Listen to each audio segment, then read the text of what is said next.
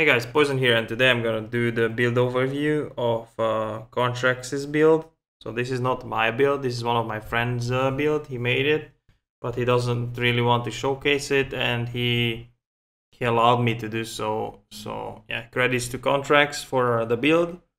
I'm gonna do a quick overview, and hope you guys will enjoy it. First off, I'm gonna do a map to show you guys the build in action. Then I'm gonna go over the whole setup, and at the end of it I will give you guys some replacements for the more expensive items. See you after the map.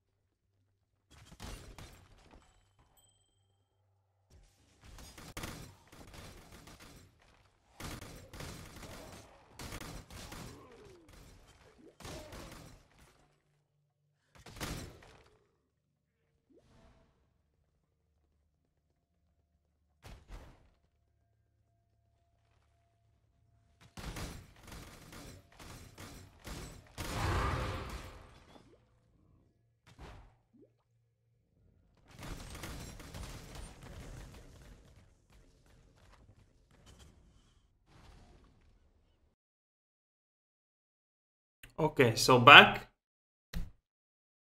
I'm gonna do the overview then. First thing to note that I want to tell you, all of you, this is not a budget build, it's a very expensive build in my opinion. Most of the average players will not be able to achieve it, although I will give you some budgety items, I mean replacements for the very expensive items. Make sure to not do it too budgety, because then it's gonna feel very, very bad. First, the weapon setup. We have a Wind Reaper, obviously. On a Wind Reaper, make sure to look for high cold damage, as high as possible, very high lightning damage, high attack speed, and if possible, over 75% crit chance to make sure it feels good. You crit enough to freeze enough to get the 15% increased quantity of items drops by slaying frozen enemies. This is the reason why we use this bow. The setup in it is damage on full life, tornado shot, pierce, ice bite, elemental damage with attack support, and GMP, greater multiple projectiles. Now, if you feel like you don't freeze enough, I've been using added cold before damage on full life because I was running a different setup a little bit and I was damaging myself, but I didn't like it. And damage on full life is really good damage wise, but you can replace it with added cold if you like it more that way. In the helmet setup, we have wall haste, blink arrow for mobility sometimes, summon ice golem, and increased duration for the wall haste, obviously. The helmet, what you need on it is 2 secondary tornado shot projectiles. Yes, it's very important. I know it's expensive, but without it, it's gonna feel shitty. Then when you roll it, try to look for accuracy, tier 1 accuracy if possible, some life, and then the resistances that you need, because you will probably have different Ventors and different items that you will fix your resistances with, so the resistances that you need. Then we have a drill neck, adds an additional arrow corruption, important also. I mean, if you don't have the money to buy this one you don't necessarily need it to be with additional arrows, but the additional arrow will give you a wider clear, so it will make you somewhat faster. Then we have Biscos, obviously, like very well rolled Biscos. Just if your build cannot run Biscos, then you shouldn't run the build. Then Ventors with as much life you can get, rarity and quantity, then the according resistances that I need, also the same thing here, so it's really nice. Then I have the Queen of the Forest setup. I'm using Queen of the Forest because the increased movement speed per 450 evasion rating, that's really important. You'll see my flask having evasion also, my gear has quite a lot of evasion, and it gives me quite some movement speed. Assassin's Mark, Curse on Hit, Innervate, Herald of Ice, and Onslaught. This setup is the important one. So you don't need a 6 link here. You need a 6 link and a 5 link, right? So it doesn't matter where you have your 6 link, in the chest or the bow. One of them has to be a 5 link, one of them has to be a 6 link. I happen to have 2 6 links, so I put item rarity into this setup. In this setup, we have Assassin Markers on Hit will give you the power charges, and Onslaught will obviously give you Onslaught. And Innervate will give you quite some lightning damage and chance to shock and all that good stuff. And from Onslaught you get a lot of attack speed and so on. So this is a very, very good setup. Then in the gloves, Atziri gloves, what I want to say about these gloves is crit chance is very, very nice. Life is very, very nice. Obviously, mana and life instant leech is insane. You don't have to take Wall Pact with these gloves. And the most important part is the high intelligence also, because it saves me 5. These gloves save me 5 points on 3. 2 intelligence nodes because I need them from my rat.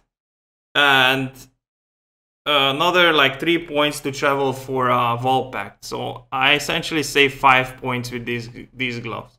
Then we have Headhunter, not much to talk about here.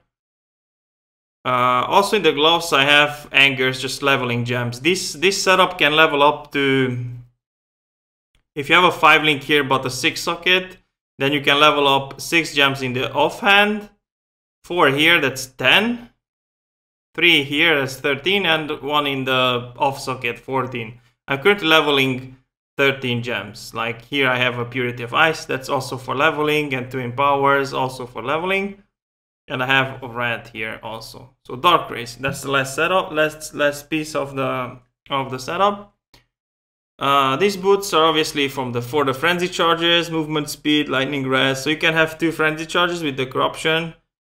Important, the corruption, because it gives you more movement speed, attack speed, and chance to dodge.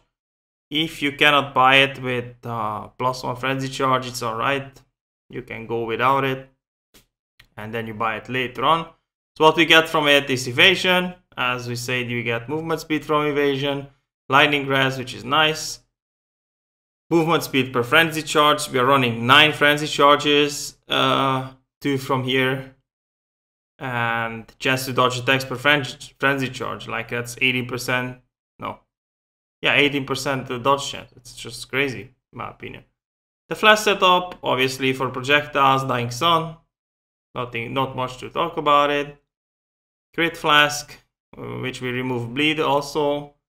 Alchemist Jade Flask for more evasion rating, more movement speed. Alchemist Quicksilver Flask of Adrenaline for the mobility. And then I have the Sulfur Flask for damage. And the important part is now in 3.0 you can remove temporal chains, for example. So if you roll temporal chains on your maps, that's actually a buff this league, because you get the guaranteed pack size, but you remove the curse with this flask. The flask is pretty much up for the whole map, because you clear fast and kill fast, and you get the flash charges, and you just don't get the temporal chains, but you get the benefit of it, like the increased pack size. Okay, so now we move on to the skill tree. First off, I would like to start with the Ascendancy. As I said, it's a raider. It has very, very good synergy with the build. We have evasion rating, frenzy charge duration, then as I said, evasion rating synergizes with the chest piece. Attack speed, we have the Poacher, we have 10% attack speed, chance to get a frenzy charge on kill, chance to get a frenzy charge while you hit rare unique enemies. Then we have, again, evasion rating, frenzy charge duration, Avatar Slaughter, increased movement speed per frenzy charge, we are running 9, you do the math. Attack speed per frenzy charge, attack damage per frenzy charge, maximum frenzy charge, it's just crazy synergy. Again, movement speed, evasion rating, chance to dodge attacks. You have phasing while at maximum frenzy charges, which we have maximum frenzy charges pretty much all the time. You have phasing while you have onslaught. Onslaught is active almost all the time, so the phasing will be throughout the whole map. And this is important because Avatar of the Whale gives us increased meta damage, movement speed while phasing, which I said we phase all the time. Immune to elemental ailments while phasing, again, all the time. Chance to dodge spell damage while phasing, again, all the time. Pretty much.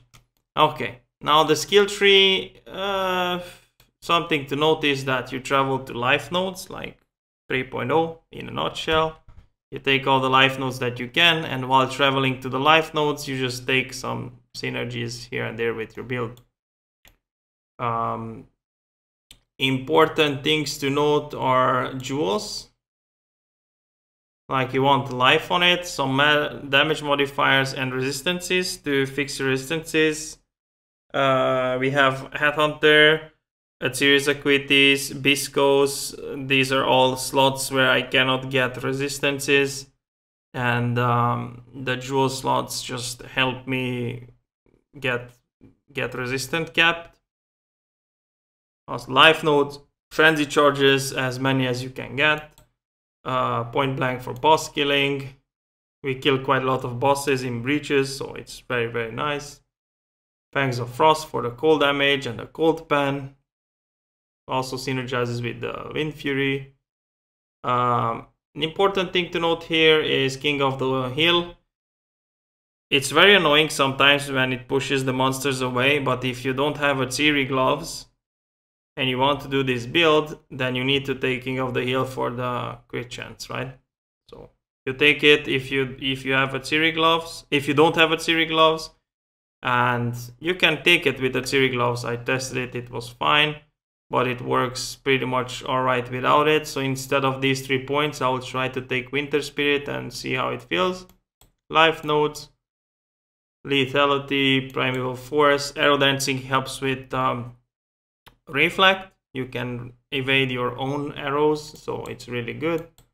Life nodes, frenzy charge, couple jewel slots where you can get it, damage, acrobatics and phase acrobatics, life nodes again. We came to a point which I would like to discuss about a little bit. Every bow build uses it nowadays. I know this jewel is quite expensive, Lionized Fall. Let's see how much it is. 3 exalted orbs, yeah, because every single build uses it when it comes to bows. What it does, it melee and melee weapon type modifiers in radius are transformed to bow modifiers, and these are just crazy good. The claw nodes here, crit strike chance and crit multis, and a lot of mid leech. It's really nice. And frenzy charge, as I said, life, some crit chance, life, pretty much. That's how it is. Not much to talk about the skill tree. As I promised, I will give you some replacements for certain items. Dark Race, as I said already, you can go without frenzy charges, but now that you saw the Ascendancy, saw what the boots give, it's a crazy synergy, and that one frenzy charge is quite a good addition to the build. So if you can get it, just get it. Again, I said you don't necessarily need to have Drill Neck with +1 arrow. It helps you clear faster on a wider angle, and that just makes you faster and feel better, you know. But as I said, it's not 100% necessary. Acuities, I want to talk about this a little bit because it saves you like 5 points on the tree. If you don't have it, you can go with any high evasion gloves, maybe magic find gloves, whatever you want, whatever you feel like you need at that point before you get that series. But what I want to mention is that you need to take this node here, you need to take this node here, and also you need to take like 10 intelligence on one of your jewel slots. So it's very nice to have Acuities because it saves you 3 points there. And then you have to travel to Volpact also. So that's, I mean, 2 points plus a roll on a jewel, and then 3 points here. So that's a total of like 5 points. I will take this node no matter what because it's a life node, so that's why I say it's like 3 points. So if you can get it, it's really nice to have it. This is the reasoning why.